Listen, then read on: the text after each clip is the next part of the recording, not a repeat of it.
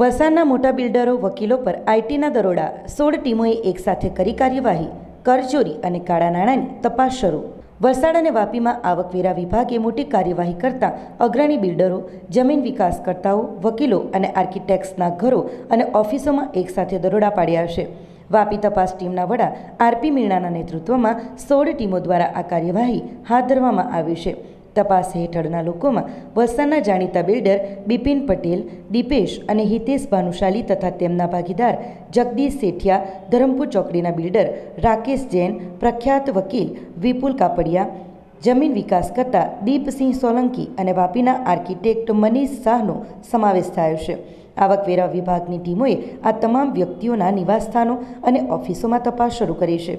ટીમો દ્વારા તેમના વ્યવસાય રેકોર્ડ, ખાતાના ચોપડા અને અન્ય દસ્તાવેજોની ઝીણવટભરી તપાસ કરવામાં આવી રહ્યું છે. લાંબા સમય બાદ વલસાડમાં આવકવેરા વિભાગ દ્વારા આટલી મોટી કાર્યવાહી હાથ ધરવામાં આવી છે, જેના કારણે જિલ્લાના ઉચ્ચ વર્ગ અને વેપારી વર્તુળોમાં ખળભળાટ મચી ગયો છે. આ કાર્યવાહી કરચોરી અને કાળા નાણાંની શોધ માટે હાથ ધરવામાં આવી હોવાનું મનાય છે.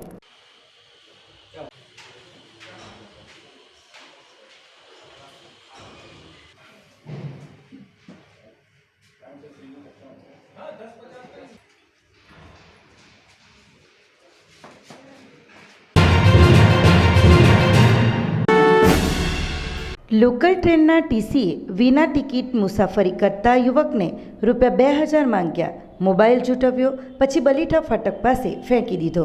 ઉમરગામથી વાપી જતી લોકલ ટ્રેનમાં એક ચોંકાવનારી ઘટના સામે આવી છે, જ્યાં ટિકિટ ચેકર ટીસીએ વિના ટિકિટ મુસાફરી કરી રહેલા યુવકને ચાલુ ટ્રેનમાંથી ધક્કો મારી દીધો હતો.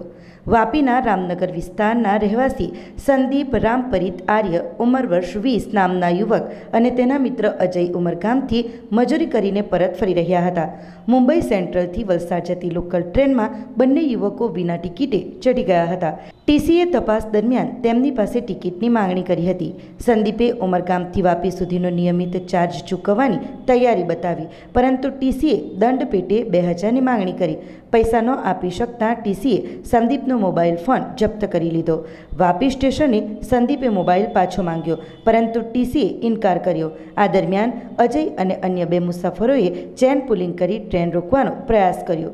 ત્યારબાદ થયેલી બોલાચાલીમાં ટીસીએ સંદીપને બલીઠા ફાટક પાસે ચાલુ ટ્રેનમાંથી ધક્કો મારી દીધો અને અજયને માર માર્યો. ગંભીર ઈજાઓ સાથે સંદીપને 108 એમ્બ્યુલન્સ મારફતે વલસાડ સિવિલ હોસ્પિટલમાં દાખલ કરવામાં આવ્યો છે, જ્યાં તેની સ્થિતિ નાજુક છે. વલસાડ રેલવે પોલીસે અજયની ફરિયાદના આધારે ટીસી વિરુદ્ધ કાર્યવાહી શરૂ કરી છે. વલસાડમાં એબીવીપી એનએસયુઆઈના કાર્યકરો વચ્ચે ઘર્ષણ, SC/ST સ્કોલરશીપ અને લો કોલેજની માંગ સાથે રસ્તા રોકો આંદોલન. એબીવીપીના કાર્યકરોએ પરિપત્ર સળગાવ્યો. વલસાડમાં કોલેજ રોડ પર આજે એબીવીપીના કાર્યકરોએ SC/ST સ્કોલરશીપ અને ગ્રાન્ટેડ લો કોલેજની માંગને લઈને વિરોધ પ્રદર્શન કર્યું હતું. આ દરમિયાન એબીવીપી અને એનએસયુઆઈના કાર્યકરો વચ્ચે ઘર્ષણ થયું હતું. વિરોધ પ્રદર્શન દરમિયાન એબીવીપીના કાર્યકરોએ રસ્તા રોકો આંદોલન કર્યું અને સરકાર વિરોધી નારા લગાવ્યા હતા. બંને જૂથો વચ્ચે રસ્તો રોકવાને લઈને તકરાર થઈ હતી, જે ધીમે ધીમે ઉગ્ર બની હતી. બંને પક્ષના કાર્યકરો વચ્ચે બોલાચાલી બાદ ધક્કામુક્કી થતાં પરિસ્થિતિ તંગ બની હતી. પરિસ્થિતિની ગંભીરતાને જોતા પોલીસ કાફલો ઘટના સ્થળે પહોંચ્યો હતો. એબીવીપીના કાર્યકરોએ પોતાનો વિરોધ વ્યક્ત કરવા સરકારી પરિપત્રને મુખ્ય માર્ગ પર સળગાવ્યો હતો. સમગ્ર ઘટનાના લાઈવ દ્રશ્યો સોશિયલ મીડિયા પર વાયરલ થયા હતા. પોલીસે ત્વરિત કાર્યવાહી કરીને પરિસ્થિતિને કાબૂમાં લીધી હતી અને બંને પક્ષના કાર્યકરોને શાંત પાડ્યા હતા. આ ઘટના દર્શાવે છે કે વિદ્યાર્થી સંગઠનો વચ્ચે વધતી તકરાર અને શૈક્ષણિક માંગણીઓને લઈને ઊભી થતી પરિસ્થિતિ ચિંતાજનક છે, જેના માટે યોગ્ય સંવાદ અને નિરાકરણની જરૂર છે.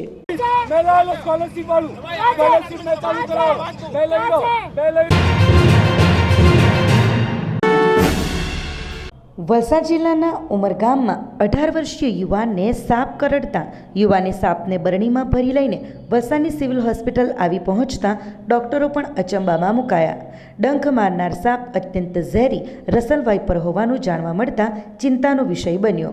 મળતી માહિતી મુજબ વલસાડ જિલ્લાના ઉમરગામ તાલુકાના ગંગાનગર વિસ્તારમાં પરેશભાઈની ચાલીમાં રહેતો 18 વર્ષીય શુભમ રામ નરેશ ગૌતમ પોતાના ઘર પાસે આવેલ એક દુકાનમાં ઘરવખરીનો સામાન લેવા માટે ગયો હતો અને સામાન લઈ પરત ફરી રહ્યો હતો.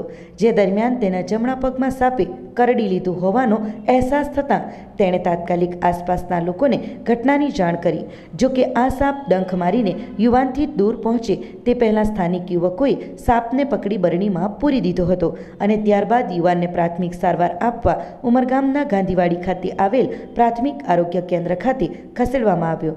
ત્યારબાદ તેને વધુ સારવાર હેઠળ 108 એમ્બ્યુલન્સ મારફતે વલસાડની સિવિલ હોસ્પિટલમાં ખસેડાયો છે અને આ યુવક તથા તેના ભાઈ અને મિત્રો સાપને બરણીમાં મૂકી થેલામાં લઈ વલસાડની સિવિલ હોસ્પિટલ ખાતે આવી પહોંચ્યા હતા. જો કે વલસાડની સિવિલ હોસ્પિટલમાં જાણકારોએ આ સાપ અત્યંત ઝેરી રસલ વાઇપર હોવાનું જણાવતા યુવાન સહિત તેના મિત્રોના હોશ ઉડી ગયા હતા.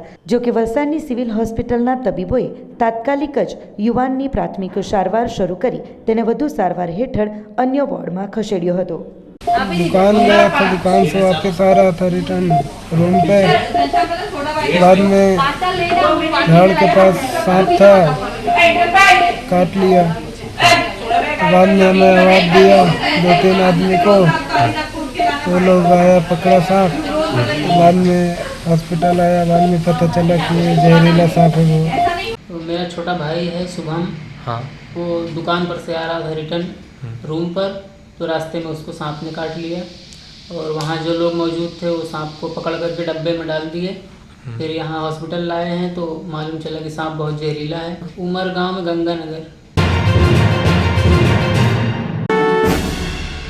વલસાડ જિલ્લાની 3 નગરપાલિકાની ચૂંટણીઓ યોજાઈ રહી છે. પારડી, ધરમપુર અને વલસાડ નગરપાલિકાની યોજાનાર ચૂંટણીમાં રાજકીય પક્ષોનો પ્રચાર ચરમસીમાએ પહોંચ્યો છે. ઘર ઘર જઈ અને પાર્ટીના કાર્યકર્તાઓ અને ઉમેદવારો લોકોનું સમર્થન માંગી રહ્યા છે. આ રીતે જિલ્લામાં ચૂંટણીમય માહોલ જામ્યો છે. ત્યારે 3 નગરપાલિકાની ચૂંટણીઓ શાંતિપૂર્ણ માહોલમાં પૂરી થાય તે માટે તંત્ર પણ તૈયારીઓને આખરી ઓપ આપવામાં આવ્યો છે. વલસાડ જિલ્લા ચૂંટણી અધિકારી અને કલેક્ટર નૈમેશ દવેએ આજે અધિકારીઓની સાથે એક બેઠક યોજી હતી અને તૈયારીઓની સમીક્ષા કરી હતી. વલસાડ નગરપાલિકાના કુલ 44 બેઠકોમાંથી 7 બેઠકો અગાઉથી જ ભાજપના ફાળે બિનહરીફ થઈ ગઈ હોવાથી બાકી બચેલી 37 બેઠકો માટે યોજાયેલી ચૂંટણીમાં 105 ઉમેદવારો ચૂંટણી મેદાનમાં છે. શહેરના 98,467 મતદારો ઉમેદવારોના ભાવિનો ફેસલો કરશે અને ચૂંટણીમાં 440 કર્મચારીઓનો કાફલો ફરજ બજાવશે. તો પારડી નગરપાલિકાની કુલ 28 બેઠકોમાંથી 1 બેઠક પર ભાજપના ઉમેદવાર બિનહરીફ જાહેર થયા છે. આથી બાકી બચેલી 27 બેઠકો પર કુલ 58 ઉમેદવારો ચૂંટણી મેદાનમાં છે. શહેરના 24,149 મતદારો ઉમેદવારોના ભાવિનો ફેસલો કરશે અને ધરમપુર નગરપાલિકાની કુલ 24 બેઠકોમાંથી તમામ 24 બેઠકો પર ચૂંટણી યોજાઈ રહી છે, જેમાં કુલ 49 જેટલા ઉમેદવારો ચૂંટણી મેદાનમાં છે. શહેરના 20,654 મતદારો ઉમેદવારોના ભાવિનો ફેસલો કરશે. તો ચૂંટણીની સમગ્ર પ્રક્રિયા શાંતિપૂર્ણ માહોલમાં પૂરી થાય અને કોઈ અનિચ્છનીય બનાવ ન બને તે માટે વલસાડ જિલ્લા પોલીસ પણ ખડે પગે તૈનાત રહેશે. વલસાડ નગરપાલિકા, પારડી નગરપાલિકા અને ધરમપુર નગરપાલિકા. વલસાડ નગરપાલિકાની વાત કરીએ તો વોર્ડ નંબર 8 બિનહરીફ થયેલ છે, વોર્ડ નંબર 9માં 1 બેઠક બિનહરીફ થઈ છે અને વોર્ડ નંબર 10માં 2 બેઠક બિનહરીફ થઈ છે. એટલે કુલ 11 વોર્ડમાંથી હવે 10 આખા વોર્ડ અને 37 બેઠકોની ચૂંટણી યોજાનારી છે. 105 ઉમેદવારો મેદાનમાં છે. 16મી તારીખે સવારે 7થી સાંજે 6 વાગ્યા સુધી મતદાન યોજાનાર છે. પારડી નગરપાલિકાની વાત કરીએ તો પારડી નગરપાલિકામાં પણ વોર્ડ નંબર 2ની 1 બેઠક બિનહરીફ થઈ છે. એટલે પારડી નગરપાલિકાની પણ 1 બેઠક સિવાયની બેઠકોની ચૂંટણી યોજાનાર છે. ધરમપુર નગરપાલિકાની વાત કરીએ તો તમામ 6 વોર્ડમાં ચૂંટણી યોજાનાર છે. આ તમામ ચૂંટણીઓને લઈને તમામ કાયદો અને વ્યવસ્થાની સમીક્ષા કરી લેવામાં આવી છે. સંવેદનશીલ મતદાન મથકો નક્કી કરી લેવામાં આવેલા છે. રિસીવિંગ, ડિસ્પેચિંગ અને કાઉન્ટિંગ સેન્ટર પણ નક્કી થઈ ગયા છે. સ્ટ્રોંગ રૂમ પણ નક્કી થઈ ગયા છે. પોલીસ બંદોબસ્ત ફાળવી દીધેલો છે અને આગામી ચૂંટણી માટે જિલ્લા વહીવટીતંત્ર સંપૂર્ણ રીતે સજ્જ છે. વાપી તાલુકાના ચલાના મુક્તાનંદ માર્ગ વ્રજભુવન એપાર્ટમેન્ટ સામે દ્વારકામાઈ બંગલો ખાતે રહેતી 40 વર્ષીય વૈભવી અજયકુમાર પટેલ તારીખ 30/1/2025ના રોજ બપોરે 3 વાગ્યા પહેલાં પોતાના ઘરેથી કોઈને કંઈ પણ કહ્યા વિના ક્યાંક જતા રહ્યા હતા. તેઓ આજ દિન સુધી પરત ફર્યા નથી. તેઓ મધ્યમ બાંધો, ગૌવર્ણ અને 5 ફૂટ 1 ઇંચ ઊંચાઈ ધરાવે છે. તેમણે બ્લુ કલરનું જીન્સનું પેન્ટ અને વાદળી કલરની હાફ બાયની ટી શર્ટ પહેરેલી હતી. તેઓ ગુજરાતી અને હિન્દી ભાષા જાણે છે. જે કોઈને પણ આ મહિલાની ભાળ મળે તો વાપી ટાઉન પોલીસ સ્ટેશનનો ફોન નંબર 6359626125 અને મોબાઈલ નંબર 8200561512 દ્વારા સંપર્ક કરવા જણાવાયું છે. ઉમરગામ મામલતદાર સર્કલ અધિકારીએ કરજ ગામમાં લાલ પાણી મુદ્દે અચાનક તપાસ હાથ ધરી. વિસ્તૃત તપાસ છતાં 15 મહિનાથી લાલ પાણીનો પ્રશ્ન યથાવત. અંતે માનવ અધિકાર પંચ સુધી ફરિયાદ. ઉમરગામ તાલુકાના કરજ ગામ વિસ્તારમાં છેલ્લા 15 મહિનાથી બોરિંગના જળ સ્ત્રોતમાંથી લાલ કલરયુક્ત પ્રદૂષિત પાણી નીકળવાનું યથાવત છે. આ સમસ્યા અંગે સ્થાનિક રહીશો દ્વારા અનેકવાર લેખિત અને મૌખિક રજૂઆતો કરવામાં આવી હોવા છતાં કોઈ સમાધાન ન આવતા અંતે રાષ્ટ્રીય માનવ અધિકાર પંચ દિલ્હીમાં ફરિયાદ નોંધવાની ફરજ પડી હતી. આ કેસમાં વલસાડ જિલ્લા કલેક્ટરના માર્ગદર્શન હેઠળ ઉમરગામ મામલતદાર કચેરીને કાર્યવાહી કરવા સૂચના અપાઈ હતી. જેના પગલે મામલતદાર કચેરીના સર્કલ અધિકારી અને કરજ ગામના તલાટી કમ મંત્રી અચાનક જ સ્થળ પર પહોંચી ગયા હતા અને બોરિંગોની પ્રાદેશિક તપાસ હાથ ધરી હતી. તપાસ દરમિયાન અરજદારો વિપુલ ભોયર, માજી સરપંચ કમલેશ ધોડી અને પર્યાવરણ પ્રેમી મિતેશ પટેલ સહિત અન્ય અરજદારોને પણ ટેલિફોનિક જાણ કરી ઘટના સ્થળે બોલાવવામાં આવ્યા હતા. તમામની હાજરીમાં બોરિંગના પાણીની પ્રાથમિક તપાસ કરવામાં આવી, જેમાં હજુ પણ લાલ કલરયુક્ત પ્રદૂષિત પાણી નીકળતું હોવાના પુરાવા મળ્યા. સર્કલ અધિકારીએ ઘટના સ્થળે જ પંચકેશ કરી અને મામલતદાર કચેરીને રિપોર્ટ સુપ્રત કર્યો. હવે આ મામલે વધુ તપાસ હાથ ધરાશે કે કેમ અને પ્રદૂષણ ફેલાવનારા સંભવિત ઉદ્યોગોને નિયંત્રિત કરવા માટે શું પગલાં લેવામાં આવશે તે જોવા જેવી બાબત રહેશે. આજરોજ માનવ અધિકારમાં જે અમે ફરિયાદ કરેલી એના અનુસંધાનમાં સર્કલ ઓફિસર મામલતદારે આજે સ્થળની વિઝિટ લીધી હતી અને એમણે પોતે કંઈક નિરીક્ષણ કર્યું હતું કે અહીં લાલ પાણી નીકળે છે.